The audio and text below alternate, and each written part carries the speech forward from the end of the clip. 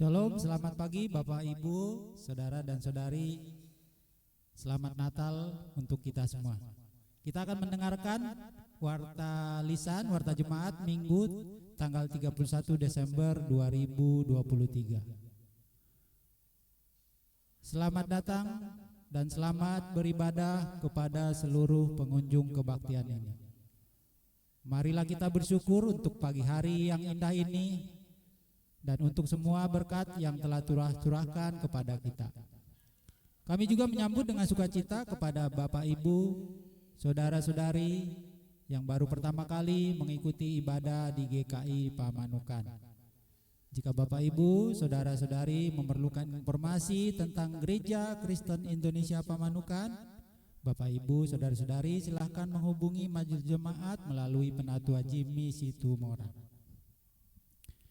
Biston pagi diselenggarakan pada hari Rabu tanggal 3 Januari 2024 pukul 5.30 bertempat di gereja dipimpin Penatua Yosafat Prasandahanario.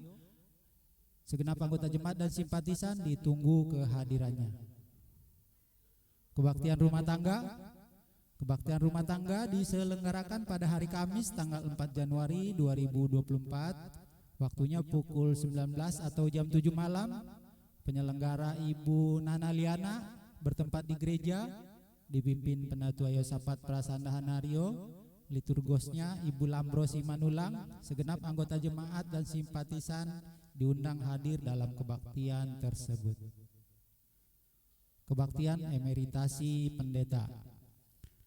Majelis Jemaat GKI Gunung Sahari akan menyelenggarakan kebaktian emeritasi pendeta atas diri Pendeta Sep Davidi Jonas yang diselenggarakan pada hari Rabu tanggal 10 Januari 2024, waktunya pukul 18 sampai dengan selesai bertempat di GKI Gunung Sahari yang berada di Jakarta Pusat. Mohon dukungan doa dari seluruh anggota jemaat dan simpatisan agar kebaktian ini dapat berjalan dengan baik dan lancar. Berita duka cita, telah dipanggil oleh Bapa yang di sorga, Ibu Poyem, Ibunda tercinta Ibu Yatmi, pada hari Minggu tanggal 24 Desember 2023, dan almarhum telah dikebumikan pada hari Minggu juga pada hari tersebut tanggal 24 Desember 2023 di Wonosobo, Jawa Tengah. Untuk itu majelis jemaat dan segenap anggota jemaat dan simpatisan mengucapkan turut berduka cita. Semoga keluarga yang ditinggalkan diberikan kekuatan dan penghiburan. Persiapan guru sekolah minggu. Persiapan guru sekolah minggu diadakan setiap hari Rabu pukul 19 WIB atau jam 7 malam bertempat di gereja. Diharapkan kehadiran seluruh guru sekolah minggu pada persiapan tersebut. Perjamuan kudus diberitahukan kepada segenap anggota jemaat bahwa pada hari Minggu tanggal 7 Januari 2024 pukul 9 waktu Indonesia Barat, majelis jemaat akan mengadakan pelayanan perjamuan kudus. Maka kami mengundang Bapak Ibu untuk mempersiapkan diri dalam menerima sakramen perjamuan kudus tersebut. Anggaran dan persembahan Natal 2023. Anggaran dan persembahan Natal 2023 adalah sebesar 16 juta rupiah. Persembahan yang sudah masuk sebesar 22.915.000 rupiah. Majelis Jemaat mengucapkan terima kasih atas dukungan dan partisipasi segenap anggota jemaat dan simpatisan dalam memenuhi kebutuhan dana tersebut. Tuhan Yesus memberkati pelayanan kita bersama. Untuk persembahan umat yang masuk tanggal 23 sampai dengan 29 Desember 2023, Bapak Ibu bisa melihat di tayangan ada kantong merah dan ungu, persembahan remaja, kebaktian sekolah minggu, kebaktian rumah tangga, persekutuan lansia, bulanan, kebaktian syukur, Natal, persembahan syukur, dan pinjam tempat.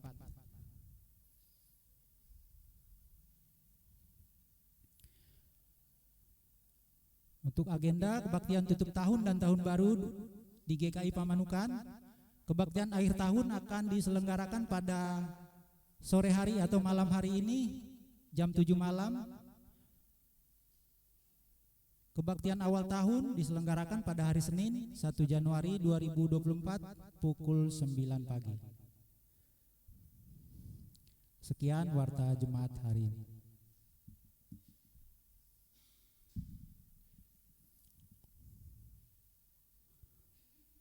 Umat yang terkasih, selamat hari Minggu. Telah lahir Yesus Kristus, Sang Terang Dunia. Terang itu menyinari setiap ruang gelap di dalam hidup kita. Terang itu membawa damai bagi hidup kita. Marilah kita menyatakan syukur dengan bersorak-sorai menyanyikan Siapa Gerangan Sang Raja. Jemaat kami undang bangkit berdiri. Kita memuji Tuhan dari PKJ 72 bait 1, 2, dan 4. Siapa Gerangan Sang Raja.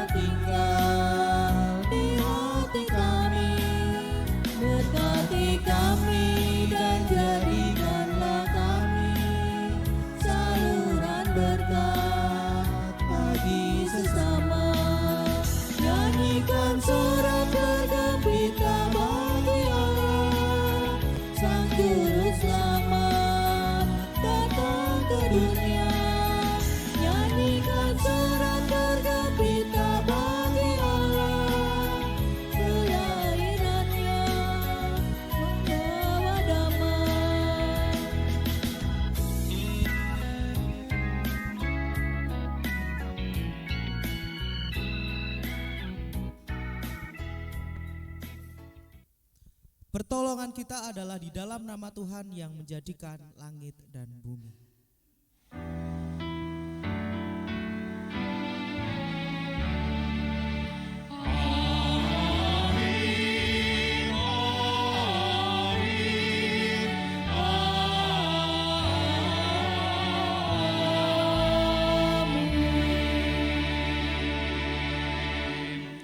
Tuhan beserta saudara dan saudari. Dan beserta saudara juga. Silakan duduk.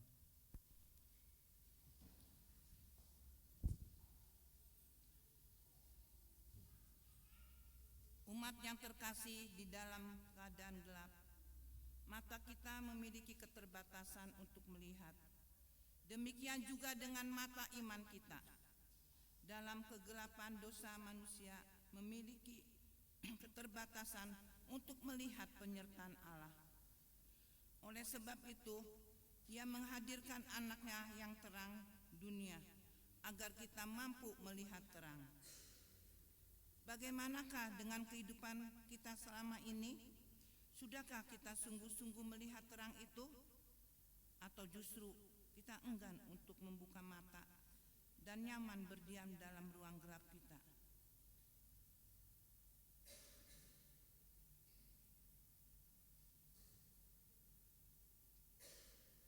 Mari kita berdoa. Ya Allah, Sang Terang, terkadang kami telah menjalani hidup ini. Kegelapan dosa terkadang membuat kami berlari menjauh dari-Mu. Kegelapan membuat kami gagal melihat Tuhan dalam keseharian kami. Bahkan cahaya pengharapan dalam diri kami nyaris padam. Ampuni dan kasihanilah kami atas kegagalan kami melihat keselamatan yang telah Engkau berikan. Bukalah mata hati dan telinga kami untuk menghayati kehadiran anak-Mu yang membawa terang dan pengharapan. Ya Tuhan, kasihanilah kami dan terangilah seluruh hidup kami. Di dalam nama Tuhan Yesus Kristus kami telah berdoa.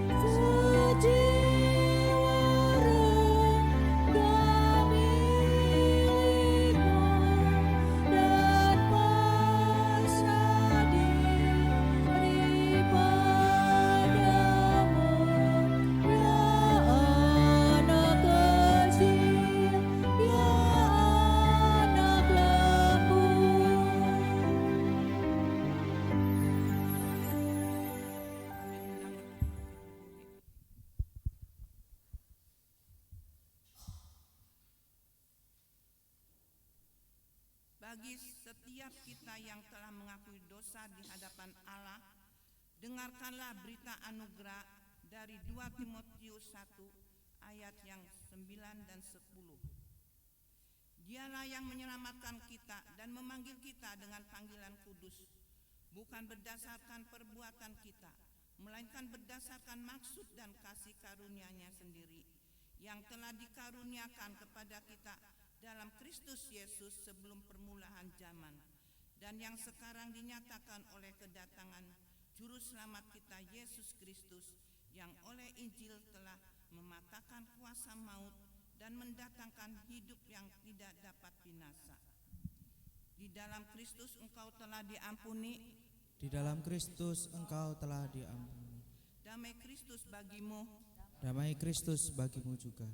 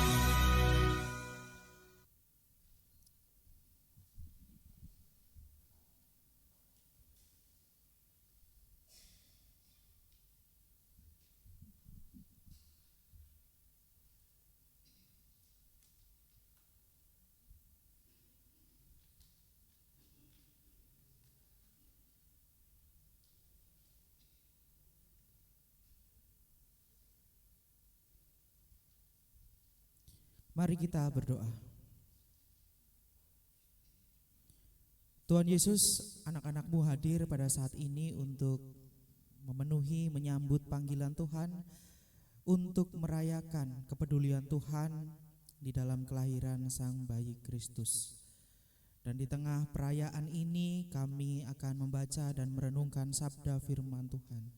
Kami percaya bahwa Roh Kudus akan menolong kami sehingga kami semakin berhikmat dan bijaksana dan dimampukan untuk merayakan kepedulian Allah juga kepada sesama kami.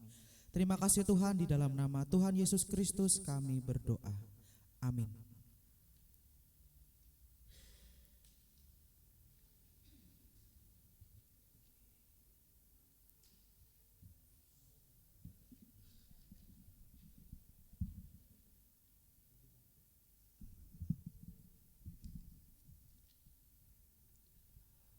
Bacaan pertama diambil dari Yesaya 61 ayat 10 sampai dengan 62 ayat 3. Bacaan pertama diambil dari Yesaya 61 ayat 10 sampai dengan 62 ayat 3. Aku bersukaria di dalam Tuhan, jiwaku bersorak-sorai di dalam Allahku, sebab Ia mengenakan pakaian keselamatan kepadaku dan menyelubungi aku dengan jubah kebenaran, seperti pengantin laki-laki yang mengenakan perhiasan kepala dan seperti pengantin perempuan yang memakai perhiasannya. Sebab seperti bumi memancarkan tumbuh-tumbuhan dan seperti kebun menumbuhkan benih yang ditaburkan, demikianlah Tuhan Allah akan menumbuhkan kebenaran dan puji-pujian di depan semua bangsa-bangsa. Oleh karena Sion, aku tidak dapat berdiam diri, dan oleh karena Yerusalem, aku tidak akan tinggal tenang sampai kebenarannya bersinar seperti cahaya dan keselamatannya menyala seperti suluh. Maka bangsa-bangsa akan melihat kebenaranmu, dan semua raja akan melihat kemuliaanmu, dan orang akan menyebut engkau dengan nama baru yang akan ditentukan oleh Tuhan sendiri. Engkau akan menjadi mahkota keagungan di tangan Tuhan dan serban kerajaan di tangan Allahmu. Demikianlah sabda Tuhan.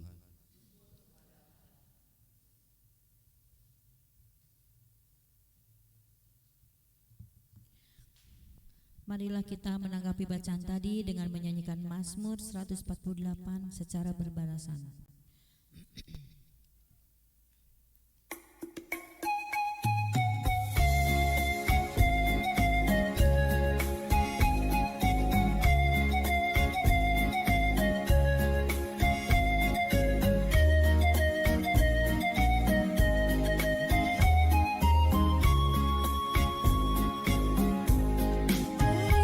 Semuanya memuji Tuhan, sebab Dia memberi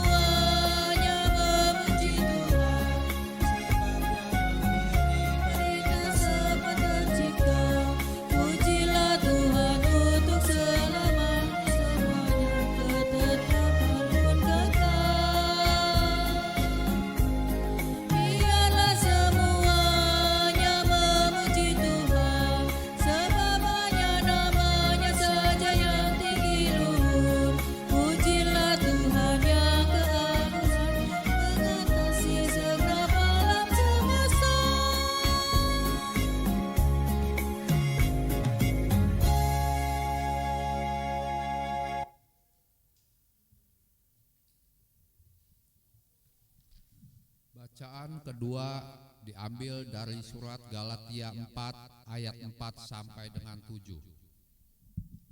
Bacaan kedua diambil dari surat Galatia 4 ayat 4 sampai dengan 7.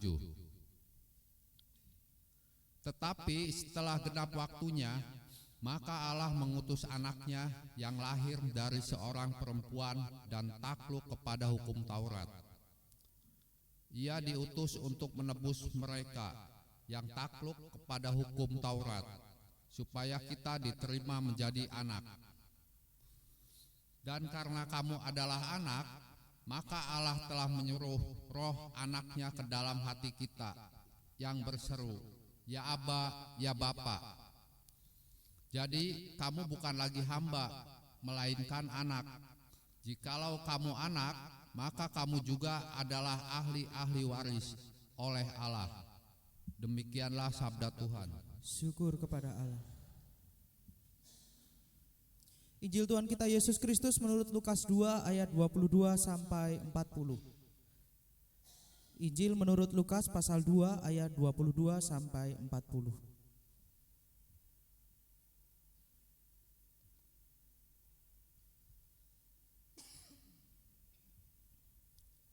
Lukas 2 ayat 22 sampai 40. Lalu ketika tiba waktu penahiran mereka menurut hukum Musa, mereka membawa dia ke Yerusalem untuk menyerahkannya kepada Tuhan. Seperti ada tertulis dalam hukum Tuhan, semua anak laki-laki sulung harus dikuduskan bagi Tuhan, dan untuk mempersembahkan kurban menurut apa yang difirmankan dalam hukum Tuhan, yaitu sepasang burung tekukur atau 2 ekor anak burung merpati. Adalah di Yerusalem seorang bernama Simeon. Ia seorang yang benar dan saleh, yang menantikan penghiburan bagi Israel, dan Roh Kudus ada di atasnya. Kepadanya telah dinyatakan oleh Roh Kudus bahwa ia tidak akan mati sebelum ia melihat Mesias dari Tuhan. Ia datang ke bait Allah oleh Roh Kudus ketika Yesus anak itu dibawa masuk oleh orang tuanya untuk melakukan kepadanya apa yang ditentukan hukum Taurat. Ia menyambut anak itu dan menggendongnya sambil memuji Allah, katanya, "Sekarang Tuhan, biarkanlah hambamu ini pergi dalam damai sesuai dengan firman-Mu. Sebab mataku telah melihat keselamatan yang datang dari-Mu, yang telah Engkau sediakan di hadapan segala bangsa, yaitu terang yang menjadi pernyataan-Mu bagi bangsa-bangsa lain dan menjadi kemuliaan bagi umat-Mu Israel." Ayah dan ibunya heran akan segala sesuatu yang dikatakan tentang dia. Lalu Simeon memberkati mereka dan berkata kepada Maria, ibu anak itu, "Sesungguhnya anak ini ditentukan untuk menjatuhkan dan membangkitkan banyak orang di Israel, dan untuk menjadi suatu tanda yang menimbulkan perbantahan, supaya menjadi nyata pikiran hati banyak orang. Suatu pedang juga akan menembus jiwamu sendiri." Ada pula seorang nabiah bernama Hana, anak perempuan Fanuel dari suku Asyer. Sesudah kawin, ia hidup bersama suaminya 7 tahun lamanya, lalu menjanda sampai berumur 84 tahun. Ia tidak pernah meninggalkan bait Allah dan siang malam beribadah dengan berpuasa dan berdoa. Pada saat itu juga ia mendekat dan mengucap syukur kepada Allah. Ia berbicara tentang anak itu kepada semua orang yang menantikan pembebasan untuk Yerusalem. Setelah selesai semua yang harus dilakukan menurut hukum Tuhan, kembalilah mereka ke Galilea, ke kota mereka Nazaret. Anak itu bertumbuh besar dan menjadi kuat, penuh hikmat dan anugerah Allah ada padanya. Demikianlah Injil Yesus Kristus. Berbahagialah setiap kita yang mendengarkan firman Allah dan yang memeliharanya. Haleluya. Haleluya, haleluya, haleluya, haleluya, haleluya, haleluya,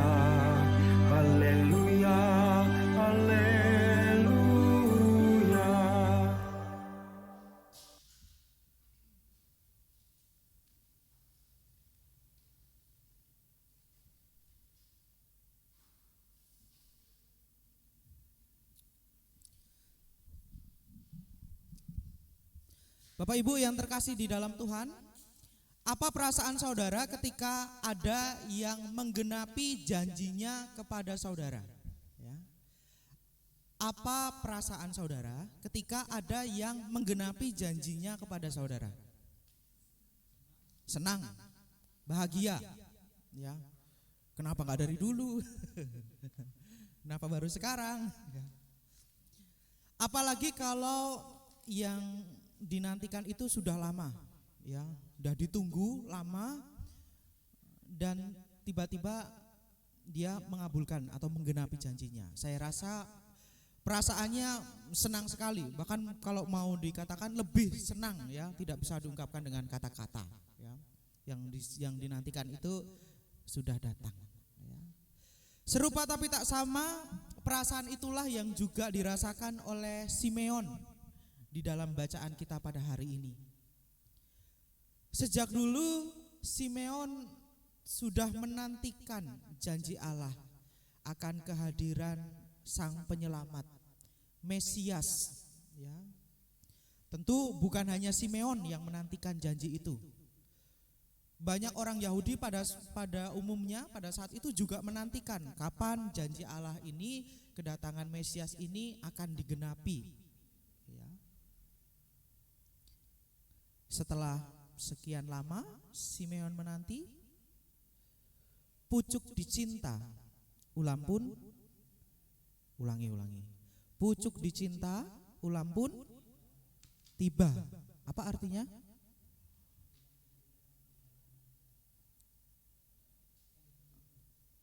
Pucuk dicinta, ulam pun tiba. Apa yang dinanti-nantikan, apa yang diharapkan datang, ya.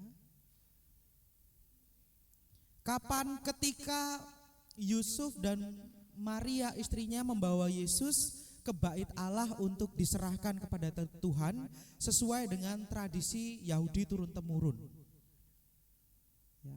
Simeon berjumpa dengan sang keselamatan itu yang dijanjikan Allah itu. Lah menariknya adalah mungkin pada saat itu ada banyak bayi yang seusia itu yang juga dibawa ke bait Allah untuk diserahkan. Lah pertanyaannya adalah bagaimana Simeon bisa tahu, ya, di antara banyak bayi tahu ini sang keselamatan yang dijanjikan Allah itu.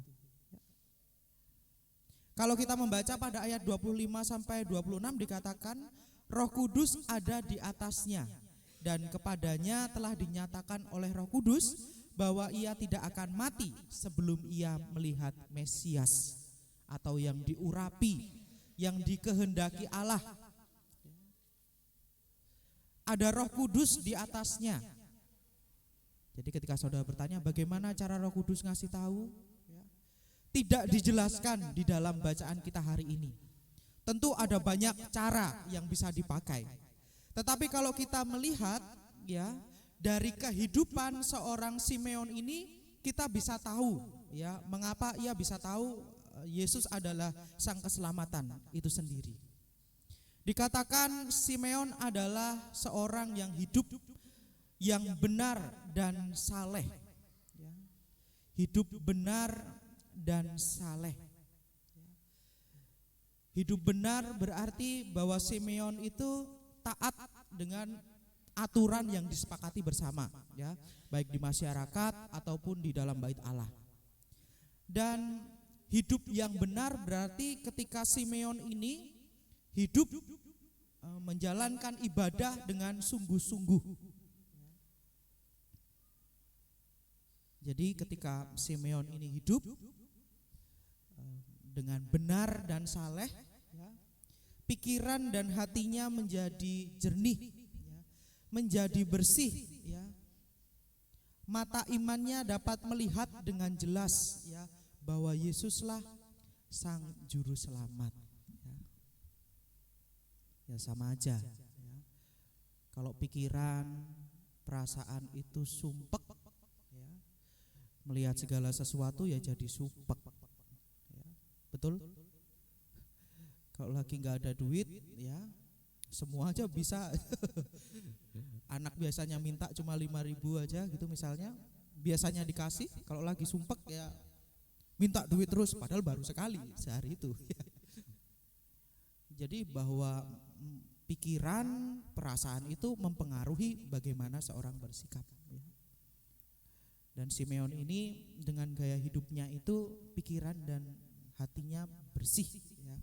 Jadi dia bisa tahu mana yang menjadi juru selamat itu. Tentu ada perasaan senang, gembira ketika Tuhan menggenapi janjinya, ya, kepada Simeon, kepada orang Yahudi pada umumnya. Dan menarik sekali apa yang kemudian dilakukan oleh Simeon ini. Ia segera menyambut, ia segera menggendong sang bayi itu, dan ia memuji. Sekarang Tuhan, biarkanlah hamba-Mu ini pergi dalam damai sejahtera sesuai dengan firman-Mu, sebab mataku telah melihat keselamatan yang daripada-Mu. Ya.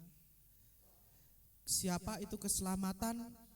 Simeon memuji Allah bahwa Yesus yang lahir, yang ia gendong itu adalah sang keselamatan itu sendiri. Dan kini tugasnya di dunia sudah selesai. Kapanpun Tuhan mau panggil dia pulang, dia siap, ya. Bukan dengan ketakutan tetapi dengan damai sejahtera, ya. Aku sudah melihat keselamatan itu, ya. Tuhan mau panggil aku kapanpun, aku siap, ya. Sebab ialah saksi penggenapan itu, ya.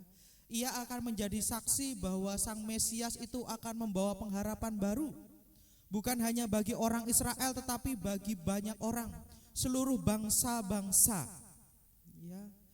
Ia adalah sang Mesias yang menghadirkan cinta, cinta yang universal, bukan yang partikular, yang tertentu saja, ya. Kasih bagi seluruh bangsa. Dan itulah yang kita bisa lihat yang ditegaskan oleh Rasul Paulus di dalam jemaat di Galatia. Karena kamu semua yang dibaptis dalam Kristus telah mengenakan Kristus. Dalam hal ini tidak ada orang Yahudi atau orang Yunani, tidak ada hamba atau orang merdeka, tidak ada laki-laki atau perempuan, karena kamu semua adalah satu di dalam Kristus. Dan jikalau kamu adalah milik Kristus, maka kamu juga adalah keturunan Abraham dan berhak menerima janji Allah. Menurut saya apa yang dikatakan oleh Rasul Paulus ini menarik, ya, ketika ia menghubungkan janji Allah dengan keturunan Abraham, kemudian dengan orang Yahudi, orang Yunani, ya, orang Yunani bukan orang Yahudi, tetapi disebutkan juga menerima janji Allah ketika ia hidup, ia bersatu di dalam Kristus. Di dalam tradisi perjanjian lama, tanda perjanjian keselamatan itu ditentukan dengan tanda seseorang menerima perjanjian ditentukan dengan apa yang dilakukan? Dengan sunat, ya. Dengan sunat ia berarti menerima tanda keselamatan, tanda janji itu. Tetapi ketika Yesus Kristus lahir, maka keselamatan itu sendiri adalah di dalam Yesus, ya. Jadi sunat sebagai tanda perjanjian keselamatan itu sudah tidak berlaku, ya. Bukan lagi orang yang bersunat yang beroleh keselamatan, ya. Tetapi setiap orang yang percaya kepada Yesus, itulah yang akan beroleh keselamatan. Tidak ada orang Yahudi, tidak ada orang Yunani, tidak ada hamba atau orang merdeka, karena kamu semua adalah satu di dalam Kristus. Saudara-saudari yang terkasih dalam Tuhan, minggu ini kita masih merayakan Natal, ya, masih Minggu Natal. Mungkin kita tidak seberuntung Simeon yang dapat melihat dengan mata kepala sendiri sang keselamatan yang lahir itu. Kita tidak seberuntung beliau 2000 tahun yang lalu, ya. Tapi bukan berarti kita juga tidak bisa melihat beliau. Kita tidak bisa melihat Yesus Kristus sang keselamatan itu, ya. Mungkin kita tidak bisa melihat dengan mata kepala, ya, tetapi kita bisa melihat dengan mata iman kita bahwa sang keselamatan itu sudah lahir, ya, dan kini ia tidak dibatasi oleh ruang dan waktu kepada siapapun dan dimanapun, ya. Bagaimana kita bisa tahu bahwa sang juru selamat itu, sang keselamatan itu ada di antara kita? Kurang beberapa jam lagi kita akan meninggalkan tahun 2023, ya, dan kita akan memasuki tahun baru 2024. Ya. Kalau kita menengok sejenak, ya, ke belakang, ya, kalau kemarin remaja throwback, ya, mungkin kita akan mendapati bahwa jalan yang kita lalui selama sepanjang 1 tahun itu begitu penuh liku, ya, berkerikil tajam, bahkan mungkin terasa gelap, ya. Namun faktanya adalah bahwa sampai pada saat ini kita masih hidup, kita masih selamat, kita masih hidup, masih selamat. Mengapa hal itu bisa terjadi? Ya karena kita juga menemukan bahwa Tuhan di dalam kasih kuasa-Nya selalu ada bersama-sama dengan kita. Kita benar-benar dapat melihat, mengalami keselamatan itu sendiri. Entah kita orang baik, orang tidak baik, ya. Mungkin orang Jawa, orang Batak, orang China, ya. Apa kita rajin ke gereja atau tidak? Apa kita memberi persembahan yang besar atau yang kecil? Yang pinter dan tidak pinter? Yang gak lulus SD, SMP, SMA, S1, S2, S3, ST, STeler, S batu? Tuhan gak membedakan. Kasih-Nya universal. Semua dibimbing, disertai, dikuatkan, dan ditolong, ya, dengan berbagai cara yang mungkin tidak dapat kita pikirkan, yang tidak dapat dilogika, ya. Kok ada yang bilang 1 tambah 1 sama dengan 2, ya. Kalau di dalam hitungin Tuhan 1 tambah 1 bisa berapa, ya.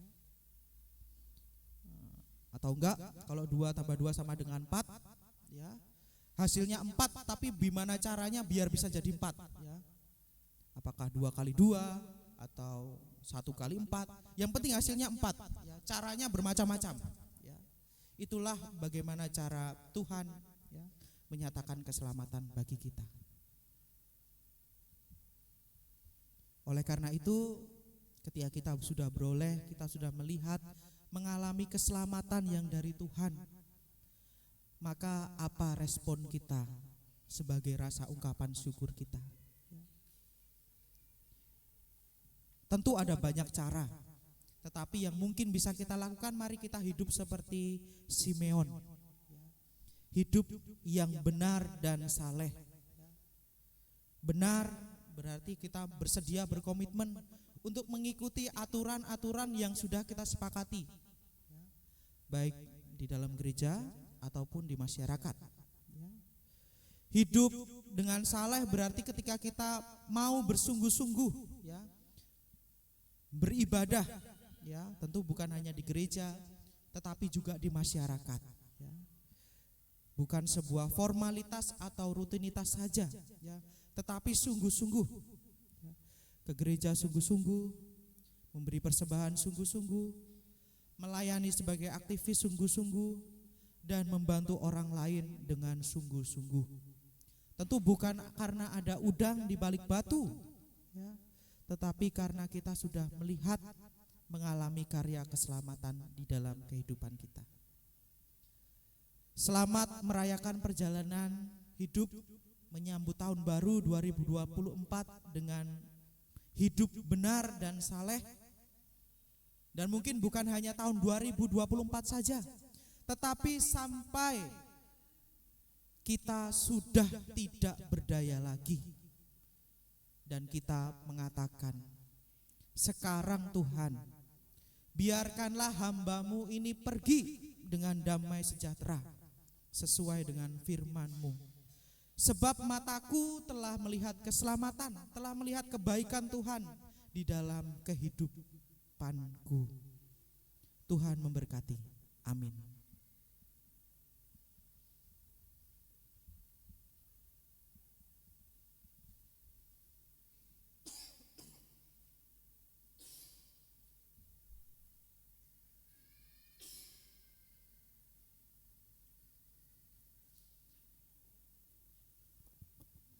Jemaat kami undang untuk bangkit berdiri. Marilah kita bersama dengan umat Allah di masa lalu, masa kini, dan masa depan mengingat janji baptisan kita dengan mengikrarkan pengakuan iman rasuli. Aku percaya pada Allah Bapa yang Maha Kuasa, Khalik langit dan bumi, dan kepada Yesus Kristus, anaknya yang tunggal Tuhan kita, yang dikandung daripada Roh Kudus, lahir dari anak darah Maria, yang menderita sengsara di bawah pemerintahan Pontius Pilatus, disalibkan, mati dan dikuburkan, turun ke dalam kerajaan maut. Pada hari yang ketiga, bangkit pula dari antara orang mati, naik ke sorga, duduk di sebelah kanan Bapa yang Maha Kuasa, dan dari sana Ia akan datang untuk menghakimi orang yang hidup dan yang mati. Aku percaya pada Roh Kudus, gereja yang kudus dan am, persekutuan orang kudus, pengampunan dosa, kebangkitan daging, dan hidup yang kekal. Amin.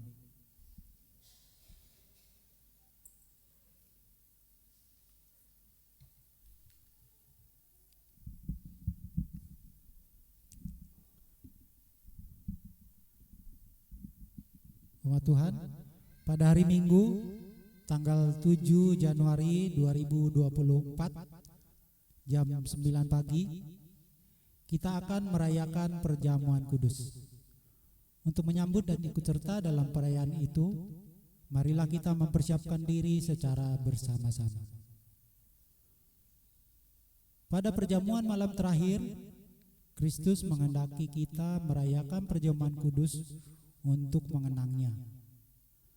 Mengenang Kristus berarti mengalami kehadirannya seperti murid-muridnya dahulu mengalami kehadirannya bersama mereka. Mengenang Kristus yang diberikannya bagi keselamatan dunia sejak Ia lahir, melayani, menderita sengsara, mati, dibangkitkan, dan dimuliakan di surga. Marilah kita merenungkannya. Apakah saudara benar-benar rindu untuk berjumpa secara pribadi dengan Kristus, untuk mengalami kasih, kuasa, dan kebenarannya yang membarui hidup saudara? Apakah saudara menghayati bahwa seluruh kehidupan dan karya Kristus, yaitu kelahirannya, pelayanannya, penderitaannya, kematiannya, kebangkitannya, kenaikannya ke surga, sampai dengan kedatangannya kembali, berkaitan erat dengan kehidupan saudara? Pada perjamuan malam terakhir, ketika Kristus memecah roti dan mengangkat cawan, Ia membagikan tubuh dan darahnya sendiri kepada murid-muridnya. Menerima tubuh dan darahnya berarti dipersekutukan dengan Kristus, sehingga Ia menjadi kepala dan kita tubuhnya. Menerima tubuh dan darah Kristus berarti dipersatukan dengan semua orang yang menerimanya juga menjadi satu tubuh dan satu roh. Marilah kita merenungkannya. Apakah saudara menghayati bahwa Kristus adalah kepala seluruh kehidupan saudara dalam hidup berjemaat dan bermasyarakat, dalam keluarga dan pekerjaan saudara?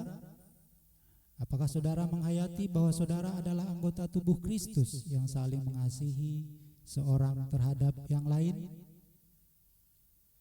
Ketika kita bersatu dengan Kristus, roti hidup yang dipecah-pecahkan bagi dunia ini, kita pun dipersatukan dalam kematian dan kebangkitan Kristus. Dipersatukan dengan Kristus berarti diutus untuk mengosongkan diri dan menyangkal diri, memikul salib, dan mengikut Kristus. Dipersatukan dengan Kristus berarti diutus untuk memberi hidup kita demi keselamatan dunia. Marilah kita merenungkannya. Apakah dalam persekutuan dengan Kristus, saudara mau berkorban dan menjadi berkat bagi sesama saudara? Apakah saudara menyadari bahwa sebagai anggota tubuh Kristus di tengah dunia, saudara menjadi mata dan telinga bagi Kristus yang melihat dan yang mendengar serta peduli terhadap kebutuhan dan masalah sesama saudara? Sudahkah saudara menjadi mulut bagi Kristus yang menyuarakan kebenaran dan keadilan dalam lingkungan saudara? Sudahkah saudara menjadi tangan bagi Kristus yang berkarya memperjuangkan damai sejahtera di muka bumi ini? Apakah saudara bersiap dan akan ikut dalam perjamuan kudus pada hari Minggu tanggal 7 Januari 2024 jam 9 pagi mendatang? Tuhan memberkati.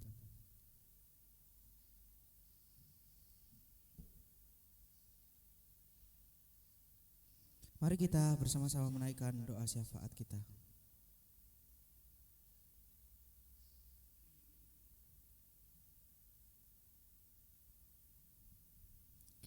Bapa Surgawi, kami bersama-sama datang ke hadapan Tuhan dengan segala kerendahan hati. Kami menaikkan doa syafaat kami, kiranya Tuhan berkenan untuk mendengarkan apa yang menjadi permohonan kami. Bapa Surgawi, kami berdoa bagi bangsa dan negara kami, bangsa Indonesia. Pesta demokrasi sebentar lagi akan kami rayakan. Kami akan memilih para pemimpin bangsa kami. Kami mohon dengan hikmat yang datangnya dari Tuhan, kami dapat memilih siapapun yang kami percaya, juga kami yakini untuk membawa kebahagiaan, kedamaian bagi bangsa kami. Pun jika ada yang berbeda antara kami dengan satu yang lain dengan terhadap pilihan kami, tolonglah kami dengan hikmat Tuhan agar kami tetap bersatu, tidak terpecah belah karena perbedaan yang ada. Bapak Surgawi, kami juga berdoa bagi gerejamu GKI Pamanukan.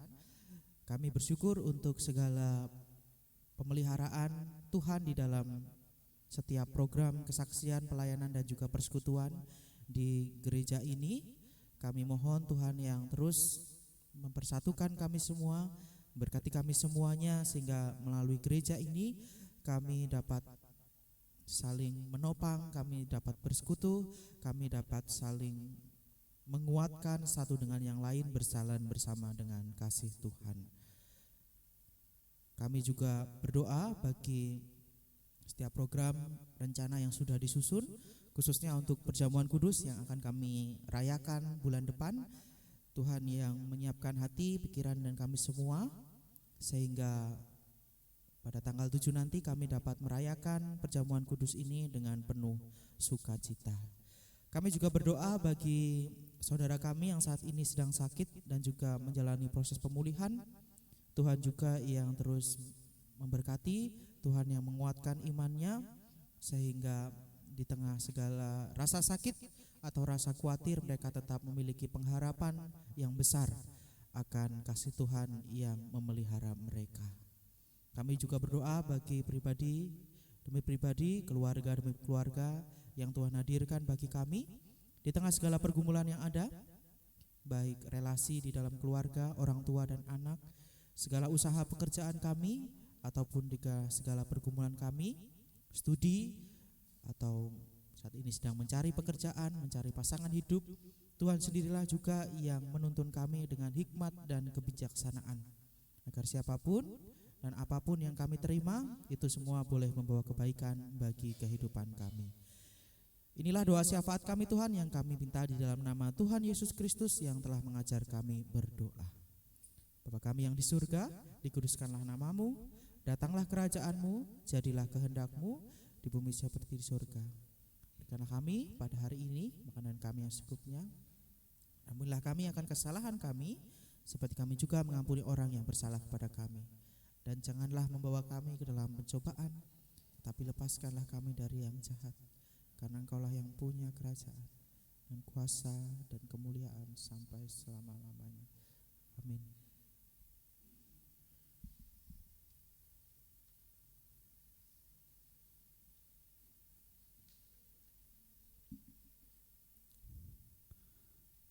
Marilah kita mengungkapkan syukur kepada Tuhan.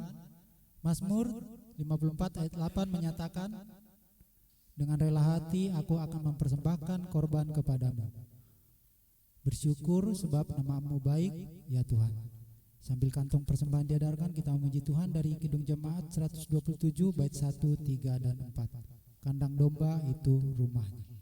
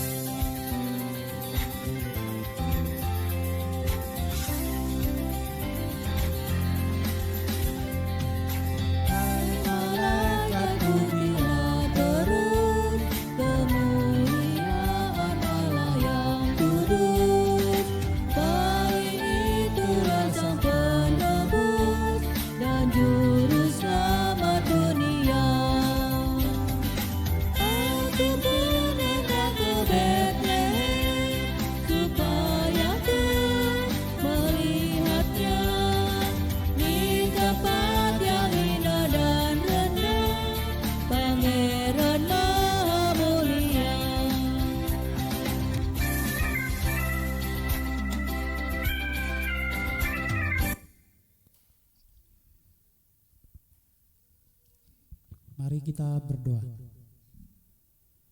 Ya Allah, kami bersyukur atas cinta kasih-Mu yang nyata lewat karya banyak hal dalam hidup kami. Kami bersyukur atas sang terang yang telah lahir, sehingga kami dimampukan untuk menjalani hidup ini seturut firman-Mu. Kini kami membawa persembahan ke hadapan-Mu sebagai ungkapan syukur atas segala kemurahan-Mu bagi kami. Kiranya persembahan ini dapat dikelola dengan baik dan menjadi berkat dan menjadi penopang di dalam pekerjaan Allah di tengah dunia ini. Di dalam nama Tuhan Yesus Kristus kami berdoa dan mengucap syukur. Amin.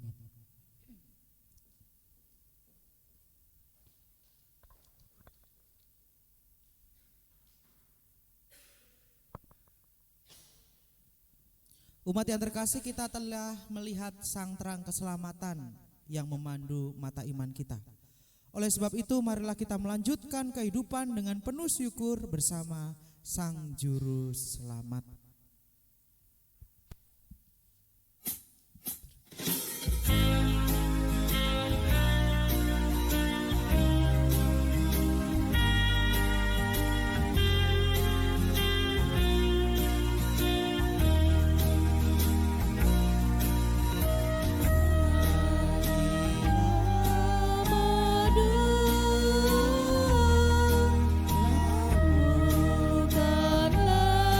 Syukur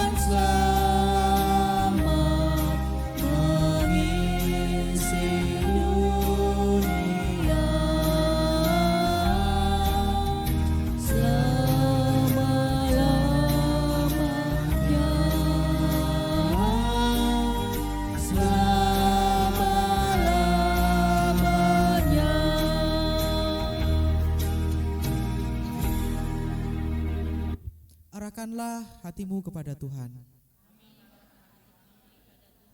Jadilah saksi Kristus. Terpujilah Tuhan. Kiranya kasih Allah Bapa, damai sejahtera Kristus Sang Juru Selamat, dan penyertaan Roh Kudus menerangi kita di sepanjang perjalanan kehidupan dari sekarang sampai selama-lamanya.